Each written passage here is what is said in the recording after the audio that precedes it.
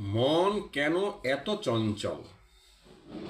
অর্জুন বললেন, হে মাধব, তুমি সর্বজ্ঞ, সকলের হৃদয়ের গতিবিধি জানো। তবে বলো, মানুষের মন কেন এত চঞ্চল? কেন আমরা সত্যের পথে থেকেও মাঝে মাঝে পথভ্রষ্ট হই?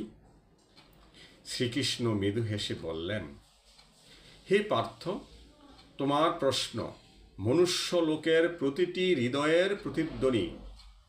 মন চঞ্চল কারণ তা প্রকৃতির অংশ।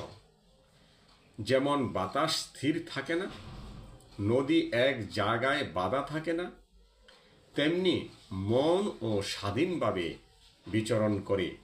এই চঞ্চলতা মানুষকে জীবনের রস আস্বাদন করায়, কিন্তু এটিই তাকে মায়ার জালে আটকায়।